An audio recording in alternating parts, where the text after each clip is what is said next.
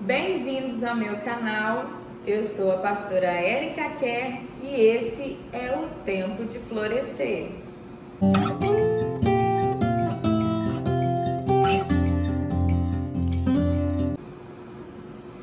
Bem-vindos!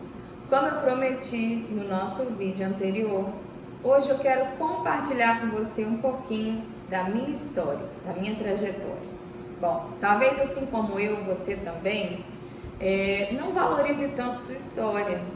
Eu até pouco tempo atrás não valorizava muito a minha história, aquilo que eu tinha passado, aquilo que eu tinha vivido, vencido, né? E sempre que eu compartilhava com alguém, as pessoas falavam: nossa, que história forte, como eu fui edificado por essa história. Bom, o objetivo desse vídeo também é que você possa, a partir de agora, começar a valorizar a sua história de vida. Tudo que nós passamos desde a nossa infância até hoje tem um propósito. Hoje eu consigo entender e ver isso com muito mais clareza do que eu via até um tempo atrás. Mas antes de começar a contar um pouquinho dessa história para você, eu quero deixar para você um versículo que está aqui no livro de Gálatas, capítulo 5, versículo 1. Está escrito assim: estai, pois, firme na liberdade com que Cristo nos libertou, e não torneis a meter-vos debaixo do jugo da servidão.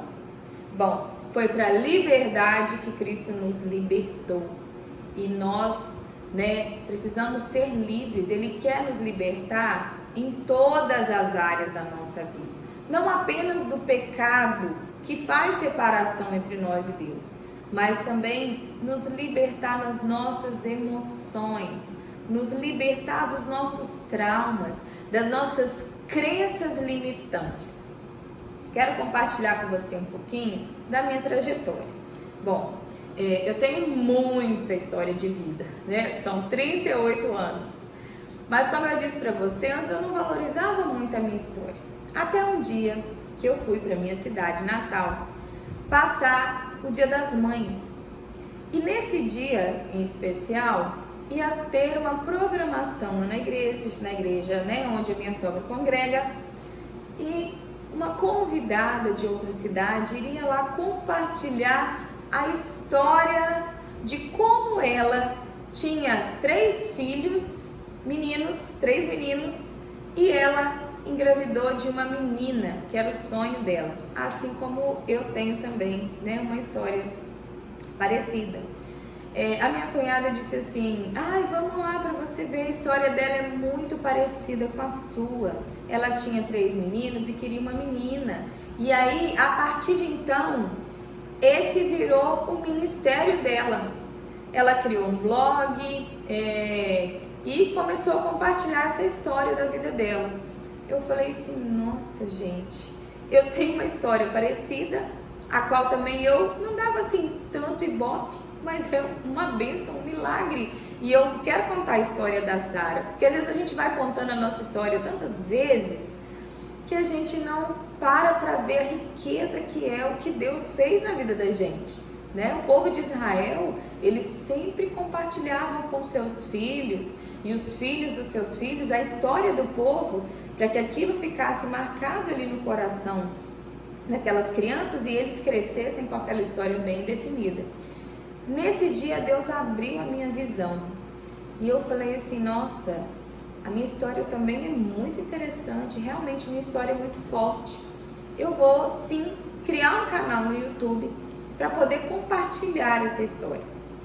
E eu vou compartilhar, gente, é muita coisa. Vai ter vídeo que eu vou contar essa história de como eu engravidei da Sara. Eu tinha 3 meninos e engravidei da Sara. Foi um propósito de Deus, mas a partir de um propósito meu, E, bom, voltando aqui, ao foco, como superar. O foco desse vídeo é como superar, esse sentimento de incapacidade. Eu vou contar a minha experiência e talvez, enquanto eu estiver contando, você possa ter algum insight e lembrar de algo que pode também, da raiz do problema. O que pode estar causando em você esse sentimento de incapacidade.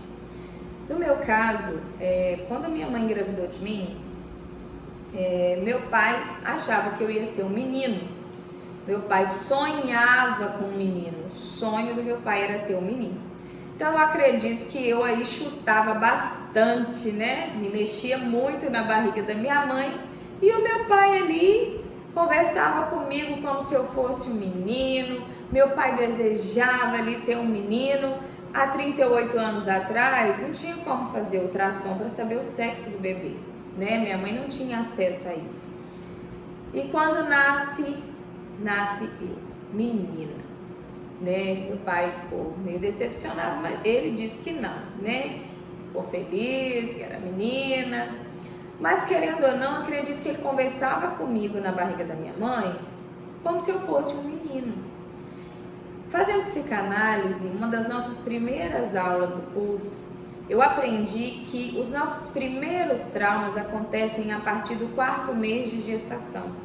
São quando o bebê começa a ouvir os sons de fora, quando a gente começa a sentir ali, né, aquela troca, todo o sentimento da mãe, sentimento de raiva, um sentimento de amor, um sentimento de rejeição, né? Os filhos sentem isso, tudo que a mãe sente, o filho sente. E a minha mãe, ela passou na minha gestação, minha mãe passou muita raiva com meu pai. Meu pai bebia muito e todas as vezes que meu pai bebia, a minha mãe ficava descontrolada, com muita raiva. Minha mãe brigava com meu pai bebe até hoje, né? Mas em nome de Jesus eu já, né, creio na libertação do meu pai. E a minha mãe até hoje é assim. Eu tinha uma raiva, além do sentimento de incapacidade, eu tinha uma raiva do meu pai tão grande. E o meu pai não foi um pai que me batia muito. Meu pai não me batia, meu pai nunca me ofendeu com palavras, meu pai nunca foi, né, esse tipo de pai.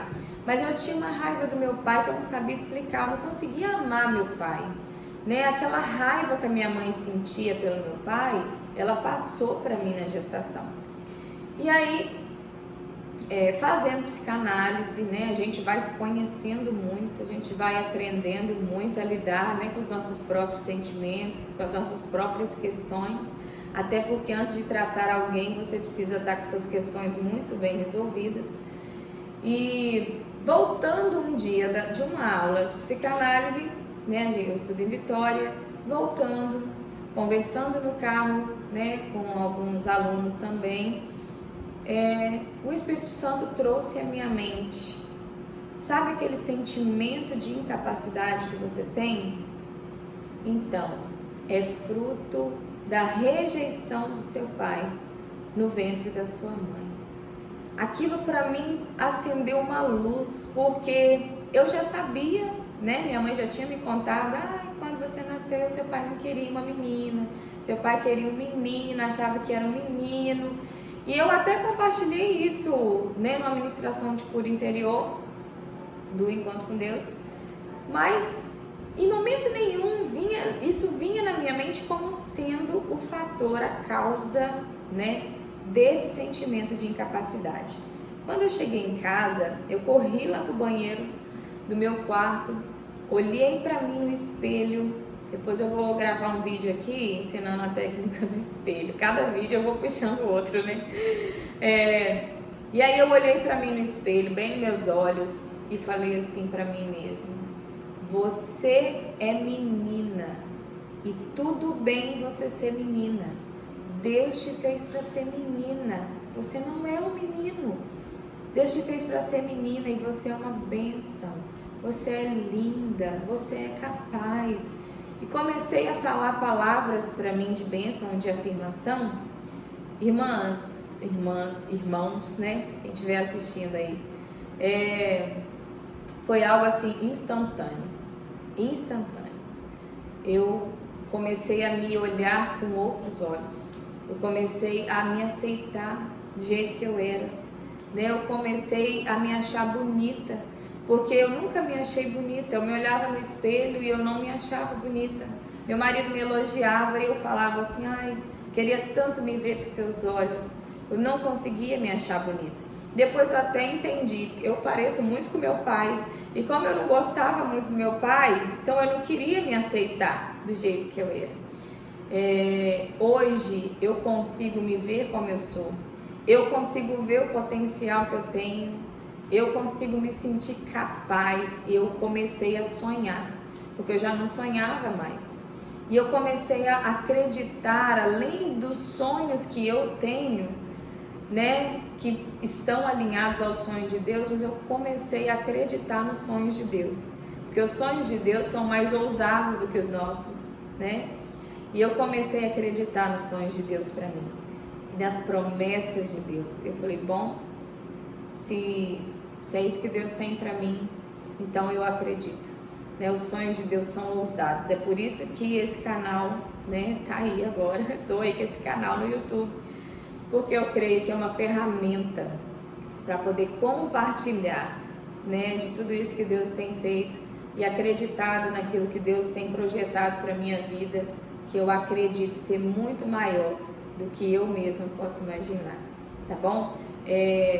Eu tinha uma raiva, né, assim, do meu pai, e eu tinha uma raiva, sabe? Eu ficava nervosa do nada, tinha hora que tava tudo tranquilo, né, e daí a pouco, qualquer coisinha eu perdia a paciência, eu ficava nervosa, eu brigava com os meninos. Não tô falando de TPM não, tá? Que às vezes a Daniel fala assim, sua TPM dura o mês inteiro. Não é isso não, mas assim, era algo que eu não conseguia explicar. Às vezes alguém fazia uma coisa, por mais que eu não falasse nada, por dentro eu ficava com raiva. E aí Deus falou comigo, essa raiva que você sente não é sua, essa raiva é da sua mãe. A minha mãe, como ela ficava com muita raiva na gestação, com muita raiva do meu pai, isso passou para mim. E aí eu falei, um dia eu orei e falei, Senhor, eu não quero isso para mim, essa raiva não é minha, e eu abro mão dessa raiva. É importante você falar, para você ouvir o que você está falando, né? E assim, parece mágica, já aconteceram tantas situações depois, porque agora eu fico me vigiando, né? Assim, será que eu vou ficar com raiva? Se fosse em outro momento eu ficaria com raiva, será que isso vai me deixar com raiva? E assim, eu consigo resolver a questão sem sentir aquela raiva, né? Aquela raiva que eu sentia, eu não sinto mais. Então é possível sim você controlar o seu pensamento, controlar as suas emoções, para que você possa mudar os seus comportamentos, tá? Fica aí então mais esse vídeo. Um grande beijo para você. Se você não é inscrito ainda no canal, se inscreve no canal, ative o sininho e me ajuda a compartilhar com seus amigos os conteúdos, para que eles também sejam abençoados por essa palavra. Deus abençoe a vida de vocês.